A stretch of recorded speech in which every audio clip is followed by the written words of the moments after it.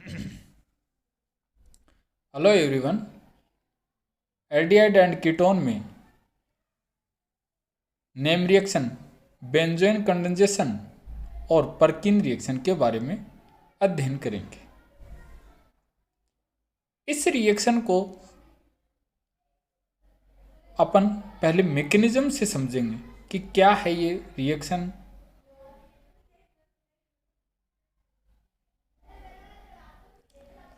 पहले aromatic aldehyde, इसका मतलब यह रिएक्शन एल्डिहाइड और वो भी कौन, एरोमेटिक एल्डिहाइड द्वारा ये रिएक्शन शो होती है।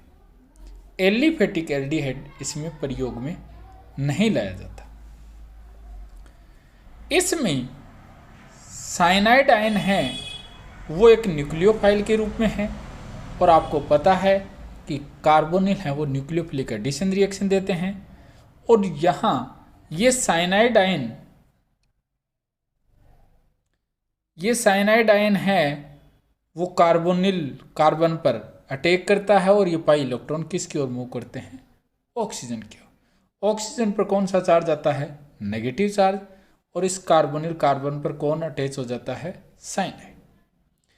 अब इससे जो ये कार्बन है, इस कार्बन पर जो ये प्रोटॉन है, वो प्रोटॉन यहां इस कार्बन से ऑक्सीजन की ओर मूव कर जाता है। या कह दूं कि जो हाइड्रोजन का ट्रांसफर है वो कार्बन टू ऑक्सीजन हो जाता है। ऐसा होने से इस कार्बन पर नेगेटिव चार्ज आता है, और वो नेगेटिव चार्ज स्टेबल है।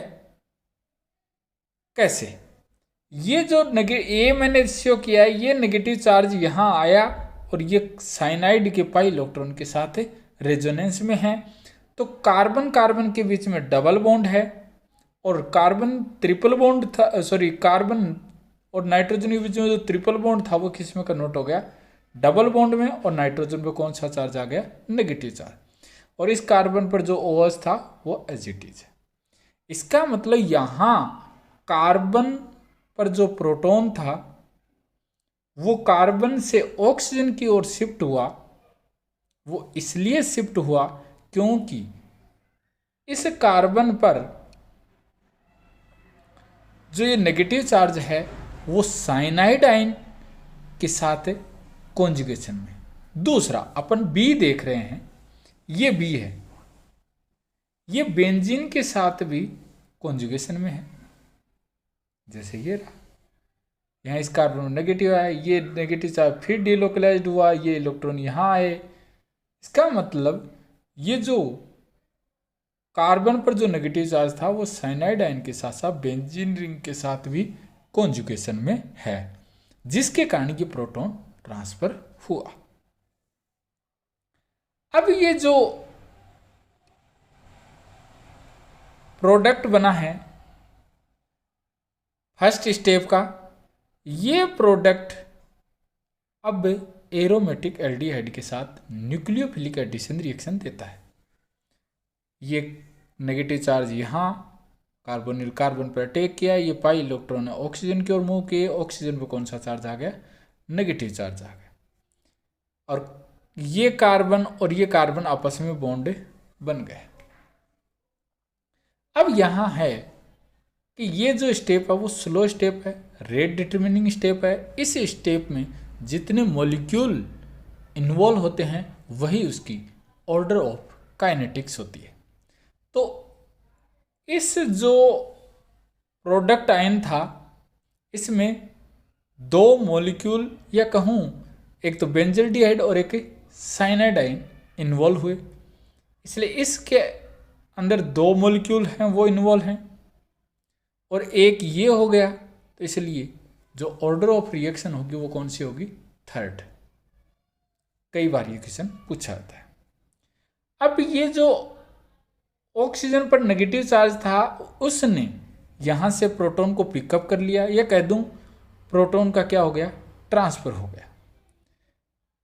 इस प्रोटॉन ट्रांसफर से क्या बेनिफिट हुआ वो सुने। कि इस O पर जो ये नेगेटिव चार्ज था, इसने इस प्रोटॉन को लिया और यहाँ कौन सा चार्ज आ गया, नेगेटिव चार्ज आ गया। और ये नेगेटिव जो चार्ज था, ये जो नेगेटिव चार्ज आया यहाँ से, ये साइनाइड आयन इजीली क्या हो जाता है, मूव कर जाता है। तो इसका मतलब साइनाइड आयन पहले यहाँ पे ऐड हुआ और फिर यहाँ से क्या हो गया, रिमूव हो गया। यहाँ से रिमूव होने के बाद इस कार्बन और ऑक्सीजन के बीच में कौन सा बॉन्ड आ गया, डबल बॉन्ड। ये बेंजीन और ये बेंजीन CHOH, इसे कहते हैं बेंजोइन। इसको दूसरी लैंग्वेज में कहें, ये अल्फा हाइड्रोक्सी, और ये क्या है, कीटो। इस मैकेनिज्म में साइनाइड आयन एक न्यूक्लियोफाइल के रूप में था, जिसने एक दूसरा न्यूक्लियोफाइल जनरेट किया। और ये जो न्यूक्लियोफाइल है वो बेंजल्डिहाइड के साथ रिएक्शन की, और यहाँ भी प्रोटॉन का ट्रांसफर हुआ। प्रोटॉन का ट्रांसफर इसलिए हुआ कि यहाँ से इस ऑक्सीजन पर नेगेटिव चार्ज आने से एक इस साइनाइड आयन के ऊपर एक फोर्स जनरेट हुआ, जिसके कारण ये साइनाइड ग्रुप क्या हो गया, रिमूव हो गया। तो इसका मतलब ये है कि साइनाइड आयन इस रिएक्शन में फर्स्ट स्टेप में न्यूक्लियोफाइल के रूप में काम किया। फिर जो ये नेगेटिव चार्ज जनरेट हुआ इस प्रोटॉन के ट्रांसफर से, वो नेगेटिव चार्ज साइनाइड आयन के साथ साथ बेंजीन रिंग के साथ भी कॉन्जुगेशन में है, इसलिए ये नेगेटिव चार्ज यहाँ स्टेबल है। इसने फिर दूसरे बेंजल्डिहाइड या जो दूसरा मोल था वो किसका, बेंजल्डिहाइड का, उसके साथ रिएक्शन की। और ये स्टेप थी कौन सी थी, स्लो स्टेप, जिसमें में दो मॉलिक्यूल तो बेंजल्डिहाइड के और एक कौन था, साइनाइड, इसलिए थर्ड ऑर्डर ऑफ रिएक्शन है। यहाँ पर फिर से प्रोटॉन का ट्रांसफर हुआ, क्योंकि इस ऑक्सीजन पर नेगेटिव चार्ज आने से यहाँ से साइनाइड ग्रुप है वो इजीली क्या हो जाता है, रिमूव हो जाता है, और प्रोडक्ट क्या बनता है, बेंजोइन, या कह दूं अल्फा हाइड्रोक्सी कीटोन। अब अपन इसकी थ्योरी देखते हैं।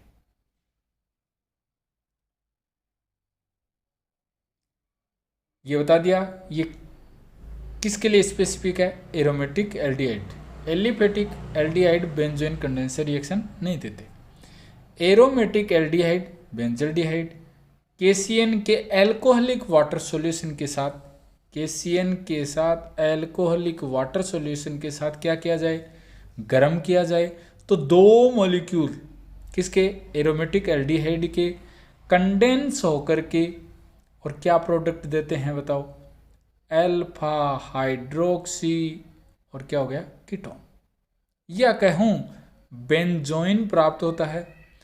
और ये बेंजोइन जब भी ऑक्सीडाइज्ड होगा तो क्या होगा, एक डाइकार्बोनिल प्राप्त होगा, जिसे कहते हैं बेंजिल।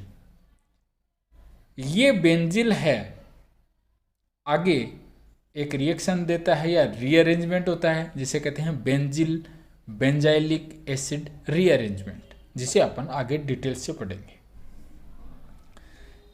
अब इसके अंदर इसको एसाइलोइन कंडेंसेशन भी कहा जाता है। क्यों, क्योंकि ध्यान से सुनना, ये जो ग्रुप है C double bond O C6H5, इसको अपन एसाइलोइन ग्रुप कहा जाता है, इसलिए इस रिएक्शन का नाम क्या रख दिया है, एसाइलोइन कंडेंसेशन कहा जाता है। तो इसका मतलब बेंजोइन कंडेंसेशन था, उसके अंदर स्पेसिफिक क्या है, एरोमेटिक एल्डिहाइड और एलिफेटिक एल्डिहाइड नहीं देते हैं। इसके अंदर KCN है वो एल्कोहलिक वाटर सॉल्यूशन के साथ लिया जाता है, जिसमें 2 मोल एरोमेटिक एल्डिहाइड के आपस में कंडेंस होकर के अल्फा हाइड्रोक्सी कीटोन देते हैं।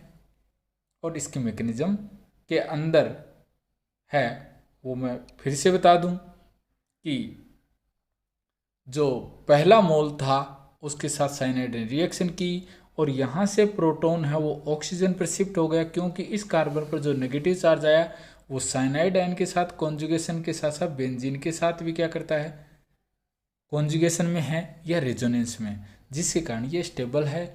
ये जब दूसरे मोल बेंजल्डिहाइड के साथ रिएक्शन करता है तो स्लो स्टेप या रेट डिटरमिनिंग स्टेप में शामिल होता है, जिसके कारण ये थर्ड ऑर्डर काइनेटिक्स रिएक्शन होती है।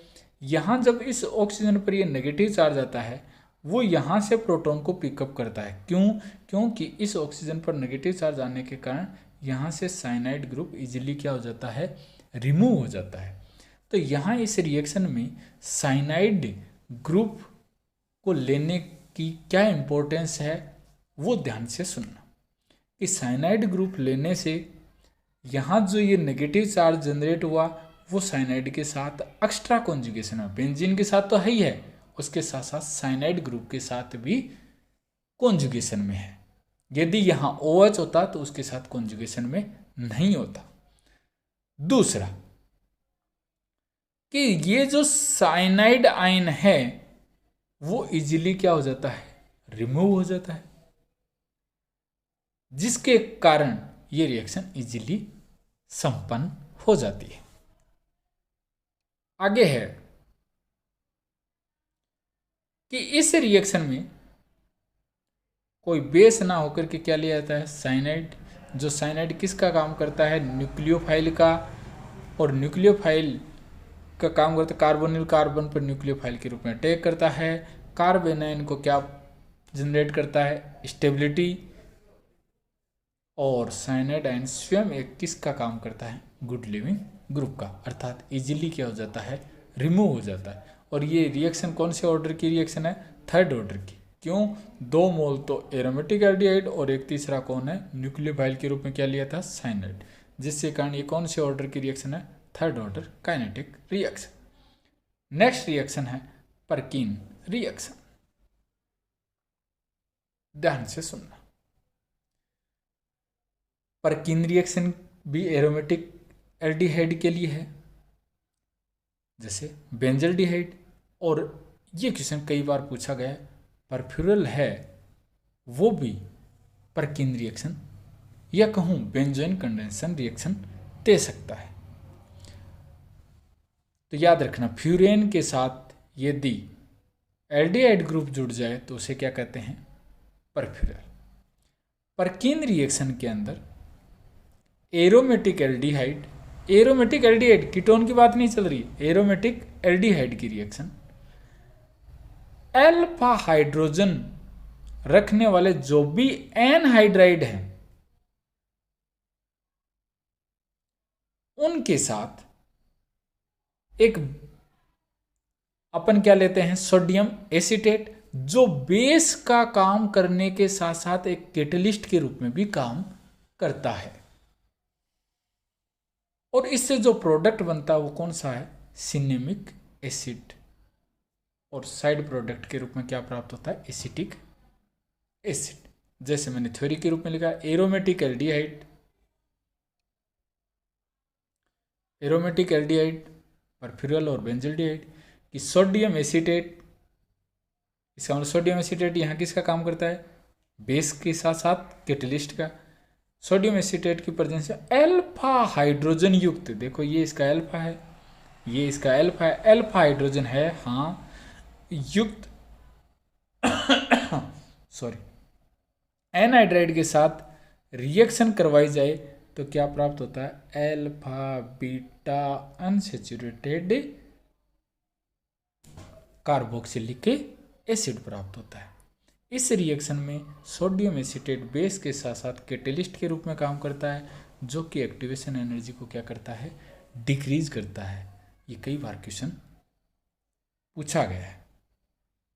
अब है इस परकिन रिएक्शन की मैकेनिज्म क्या है, जिसके बारे में अपन डिटेल से स्टडी करते हैं।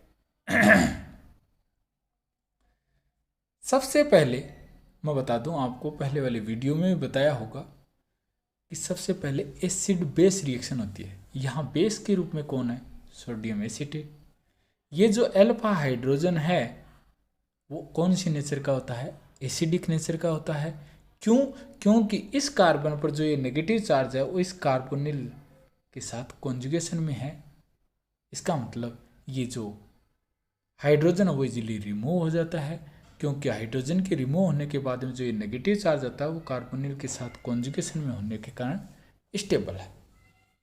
इसका मतलब सबसे पहले है वो कौन सी रिएक्शन हो गई? Acid base reaction. और एसिड बेस रिएक्शन होने के साथ साथ एक अपन को नया न्यूक्लियोफाइल है वो प्राप्त हो गया, CH3 C double bond O C double bond O CH2 negative. अब ये है कि ये जो नेगेटिव चार्ज है यहाँ डिलोकलाइज होकर के यहाँ ऑक्सीजन पर भी नेगेटिव चार्ज आ सकता है। तो इसका मतलब ये एक तरह से एम्बिडेंटेड लिगेंड हो गया, या कहूँ एम्बिडेंटेड न्यूक्लियोफाइल हो गया, जिसमें न्यूक्लियोफिलिसिटी कार्बन की ज़्यादा है। इसलिए न्यूक्लियोफाइल के रूप में वो नेगेटिव अटैक ना करके कौन करता है? कार्बन अटैक करता है। जैसे ये रहा सेकेंड स्टेप रिएक्शन की, और इस O पर कौन सा चार्ज आ गया? नेगेटिव। और ये जो कार्बन था वो किससे अटैच हो गया? कार्बन से। CH2 C double bond O C double bond O O C double bond O CH3 और C double bond O CH3। ये जो O नेगेटिव है वो यहां पर इसके साथ रिएक्शन करेगा और O पर कौन सा चार्ज आ जाएगा? नेगेटिव चार्ज, जिसे इस रूप में दिखाया गया है। देखो O किससे जुड़ गया? कार्बन से। और इस O पर कौन सा चार्ज आया था? Negative charge. और एक साइक्लिक प्रोडक्ट बन गया। कौन सा प्रोडक्ट बन गया? साइक्लिक।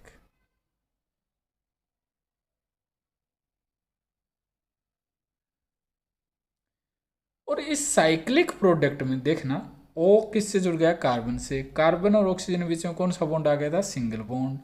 अब ये जो कार्बन है इसके ऊपर 1 2 3 ऑक्सीजन है वो एकल बॉन्ड के रूप में प्रेजेंट है, जो कि स्टेबल है कि अनस्टेबल?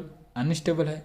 ये इधर आएगा और यहाँ ये बॉन्ड क्या हो जाएगा? ब्रेक हो जाएगा।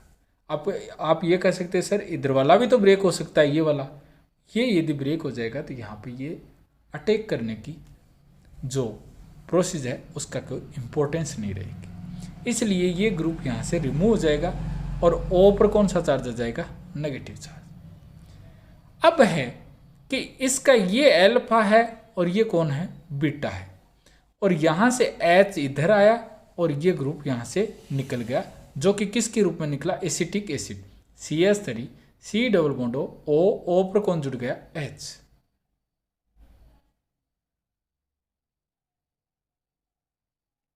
जुड़ गया।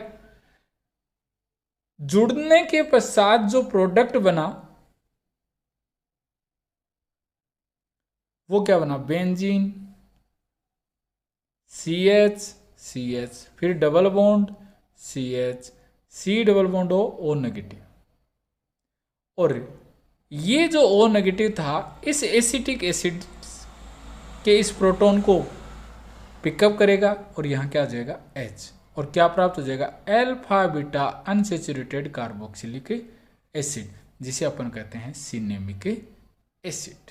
ध्यान से सुनना। इस मैकेनिज्म को कुछ बुक में इस तरह भी शो किया है कि यहां जो ये अल्फा हाइड्रोजन है वो यहां इस O के ऊपर कौन सा चार्ज था? नेगेटिव। एसिडिक मीडियम दिया, एसिडिक मीडियम O के ऊपर क्या जुड़ गया? H जुड़ गया। और यहाँ जो ही हीट किया तो यहाँ से डिहाइड्रेशन हुआ और alpha beta unsaturated acid alpha beta unsaturated group प्राप्त हुआ। इस एनहाइड्राइड का मैंने हाइड्रोलाइसिस कर दिया, कार्बोनिल की ओर OH, और यहाँ क्या प्राप्त हो गया? Acetic acid. कुछ बुक ये मैकेनिज्म भी देती हैं और कुछ बुक ये मैकेनिज्म देती है। आपको जो मैकेनिज्म अच्छी लगे वो आप कर लेना। इसका मतलब परकीन रिएक्शन के अंदर एरोमेटिक एल्डिहाइड किसी एसिटिक एनहाइड्राइड, और वो कौन सा हाइड्रोजन रखे? Alpha hydrogen. अल्फा इसका मतलब प्रोटॉन पिकअप करना है कौन से अल्फा से। क्यों? अल्फा कार्बन से प्रोटॉन को पिकअप करने के बाद जो नेगेटिव चार्ज आता है वो कार्बोनिल के साथ कॉन्जुगेशन में है। यदि बीटा से अपन प्रोटॉन को रिमूव करेंगे तो वो कार्बोनिल कार्बन के साथ कॉन्जुगेशन में नहीं होगा। और दूसरा, ये जो अल्फा बीटा अनसैचुरेटेड प्राप्त हुआ है, यदि बीटा प्रोटॉन से पिकअप करोगे तो अल्फा बीटा अनसैचुरेटेड एसिड प्राप्त नहीं होगा। अब है कि यहां मान लो इस CH2 के साथ साथ CH3 जुड़ा है। ध्यान से सुनना ये चीज, CH2 के साथ कौन जुड़ा है? CH3। तो अपन प्रोटॉन को कहां से पिकअप करेंगे? अल्फा से। यहां CH2 और ये क्या है? CH3। अब सबसे बड़ी बात है कि यहां ये कार्बन कार्बन जुड़ गया, यहां O पर कौन सा चार्ज आया? नेगेटिव चार्ज हो गया, ये रहा नेगेटिव चार्ज। अब दूसरा देखना, इसका मतलब यहां ये जो ग्रुप है वो हाइड्रोलाइसिस हो रहा है, यहां OH और यहां क्या हो जाएगा? H। और ये O नेगेटिव था, वो किस में कन्वर्ट हो जाता है? OH। और यहां से H और क्या निकल जाता है? OH। और ये क्या प्राप्त होता है? अल्फा बीटा अनसैचुरेटेड एसिड प्राप्त होता है। तो इसके लिए मैं एक एग्जाम्पल लिया है जो कि कंपटीशन में आया है अभी कुछ दिनों पहले ही, बेंजल्डिहाइड। और ये जो CH3 CH2 C double bond O C double bond O CH2 और CH3, इसका मतलब जो प्रोटॉन पिकअप होगा वो कहां से होगा? यहां से होगा। इसका मतलब जब इस कार्बोनिल कार्बन से ये जुड़ेगा और इस जो भी जहां पर एनाइन जनरेट हुआ था उस एनाइन के ऊपर क्या जुड़ा हुआ है? मेथिल। तो चेक कर लो, इस एनाइन जो था वहां पर क्या है? मेथिल ग्रुप प्रेजेंट है, इसलिए अल्फा मेथिल सिनेमिक एसिड प्राप्त होगा। इसकी मैकेनिज्म है वो आप घर पे ट्राई करना, फिर भी नहीं समझाएं तो आप मुझसे फिर पूछ लेना। थैंक्स।